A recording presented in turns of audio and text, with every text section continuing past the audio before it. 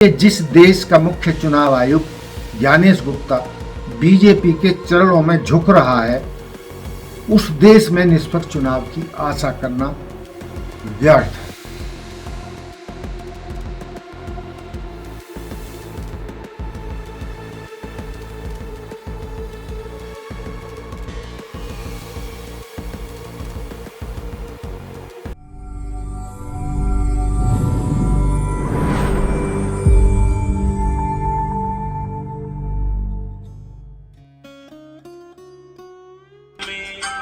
दोस्तों नमस्कार, मैं जगन्नाथ गौतम सियासत से हिंदुस्तान यूट्यूब मंच पर आपका स्वागत। दोस्तों, एक छोटा सा वीडियो मुझ तक पहुंचा है और उसमें लिखा हुआ है कि जिस देश का मुख्य चुनाव आयुक्त ज्ञानेश गुप्ता बीजेपी के चरणों में झुक रहा है, उस देश में निष्पक्ष चुनाव की आशा करना व्यर्थ है। कई बार होता क्या है कि कुछ छोटी छोटी सी बातें बहुत बड़ा संदेश दे जाती हैं। तो आप भी इस वीडियो क्लिप को देखिएगा कि किस तरीके से हमारे मुख्य चुनाव आयुक्त अमित शाह जी के चरणों में झुक रहे हैं। हमने जो इस स्टोरी में वीडियो क्लिप डाली है जो अमित शाह जी और चुनाव आयुक्त ज्ञानेश कुमार की है,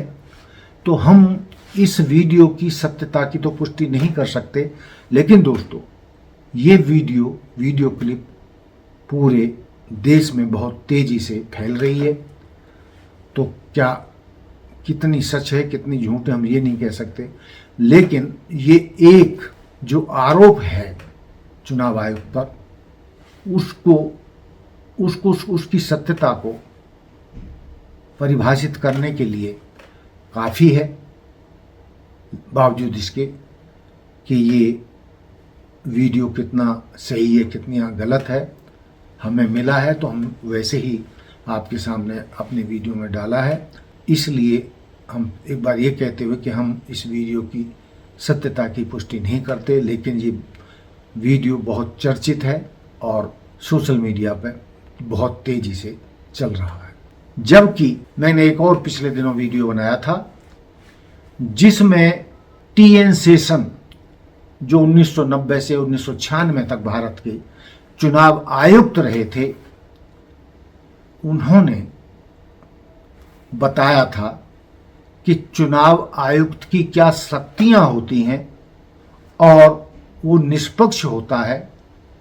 उसका बॉस कोई नहीं होता है, वो अपना बॉस खुद होता है और उन्हें उसी नीति के तहत चलते हुए कि चुनाव आयुक्त एक स्वतंत्र संस्था है, ये अपना जो संविधान है उसने ये स्वतंत्रता चुनाव आयोग को दी है, जिससे कि वो स्वतंत्र चुनाव आयुक्त निष्पक्ष चुनाव करवा सके। लेकिन दोस्तों आज आप देख रहे हैं कहाँ तो टीएन शेषन जी ने लगभग 100 परिवर्तन लाए थे चुनावों को निष्पक्ष रूप से करने के लिए, धांधली रोकने के लिए, बूथ ना लूटे जाएं और कोई गुंडागर्दी करके अपने हक में कोई वोट ना डलवा सके। और उन्होंने ही वोटर आईडी कार्ड बनवाया था और बहुत भारी तादाद में केंद्रीय सुरक्षा बलों को चुनावों में लाने का प्रस्ताव उन्होंने रखा था, जिससे कि कहीं भी कोई दबंग चुनाव लड़ने वाला उम्मीदवार दबंगई दिखाकर गलत ढंग से अपने हक में वोट ना डलवा सके या वोटिंग मशीन में कोई हेरा फेरी ना करा सके, या उस टाइम तो बैलेट पेपर से भी वोट डलते थे, कोई मतलब वो पेटी ना लूट के ले जा सके जिसमें वोट डाले जाते थे और उसमें अंगूठा लगाया जाता था, या अपने के जो उम्मीदवार होते थे उनको टिक करके ये वोटर अपना ये बताते थे कि हम किस उम्मीदवार को वोट डाल रहे हैं। तो दोस्तों, एक तरफ टीएन शेषन थे जिनसे देश के नेता घबराते थे और उन्होंने जितनी शक्तियां चुनाव आयोग के माध्यम से चुनावी धांधलियों को दूर करने के लिए इस्तेमाल की थी, जितने सुधार किए थे, उसके मार्फत कुछ चुनाव बहुत ही साफ सुथरे माहौल में बिना किसी धांधली के संपन्न हुए थे। लेकिन दोस्तों, पिछले कुछ समय से चुनाव आयोग पर जो उंगलियां उठ रही हैं, वोट चोरी के आरोप लग रहे हैं या वीवीपैट में धांधली के आरोप लग रहे हैं कि उसमें पहले से ही वोट पड़े हुए होते हैं और 5 से 10% तक वोट पहले से ही मशीन में होते हैं, या चुनाव खत्म हो जब होते हैं उसके बाद अचानक वोट प्रतिशत बढ़ जाता है। और वो कैसे बढ़ता है,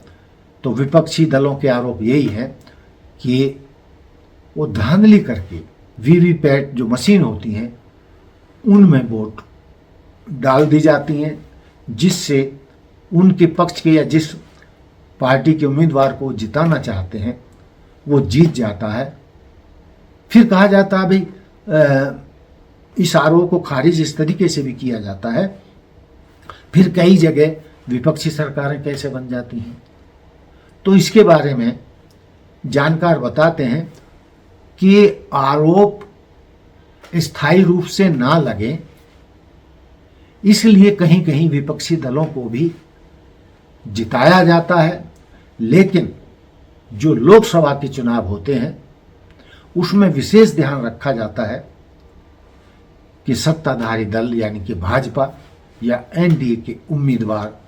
जीत सकें, और उसके लिए ही वीवीपैट में कई धांधलियां करने का आरोप है और वोट चोरी का भी आरोप है कि किस तरीके से टोटल वोट जितनी थी उतनी डाली गई, लेकिन जब उनकी काउंटिंग हुई तो वो वोटें टोटल जितनी वोट थी उससे ज़्यादा लाखों वोटें निकली। तो वो फालतू वोटें कहाँ से आईं, चाहे वो नेता प्रतिपक्ष राहुल गांधी हों, चाहे और विपक्षी दल हों, वो सब इसी धांधली की ओर इशारा कर रहे हैं और दावा कर रहे हैं कि यदि एक बूथ पर 1 लाख वोट है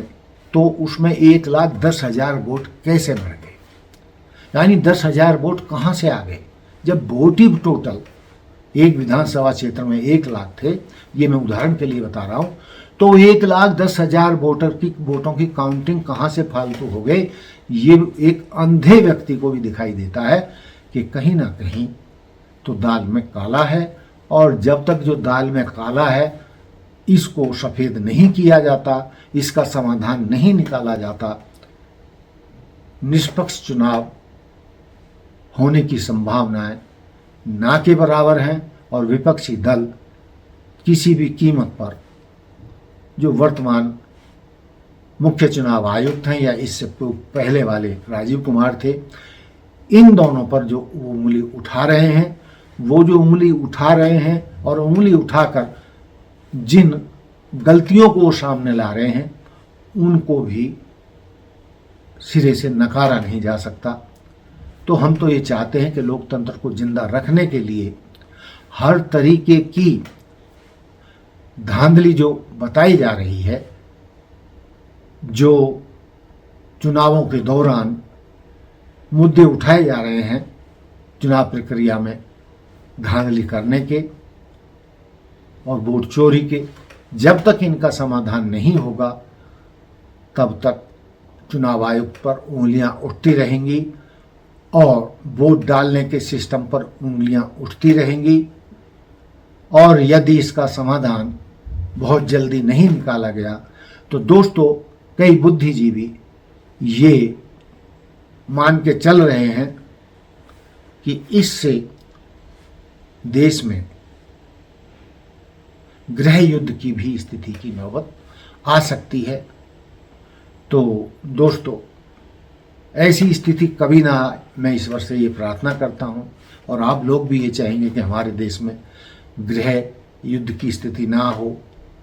और जैन जी जैसी सवाल अब उठने लगे हैं, उस तरीके का माहौल हमारे दुनिया के सबसे बड़े लोकतंत्र में ना हो। इसके लिए बहुत ज़रूरी है कि पक्ष और विपक्ष के सभी नेता और चुनाव आयुक्त मिलकर इन आरोपों का, इन धांधलियों का कोई समाधान करें, जिससे कि विपक्षी दल चुनाव प्रक्रिया पर उंगली ना उठा सकें। तो दोस्तों, ये था मेरा आज का मुद्दा कि किस तरीके से चुनाव आयोग पर, चुनाव सिस्टम पर उंगलियां उठ रही हैं। ये लोकतंत्र के लिए बहुत ही घातक है। इनका समाधान बहुत ज़रूरी है। जो मैंने सवाल उठाए हैं, क्या उनसे आप सहमत हैं? आप भी मानते हैं कि क्या वोट चोरी हो रही है या चुनाव सिस्टम में कोई धांधलियां हैं? तो आप हमें कमेंट्स करके बता सकते हैं, जिससे कि हमें आगे भी भविष्य में इस तरीके की जो जनता के सामने वोटों की आशंकाएं हैं, उनको देश के सामने ला सकें। तो दोस्तों, ये था मेरा आज का मुद्दा। जय हिंद, जय भारत, जय संविधान, नमस्कार।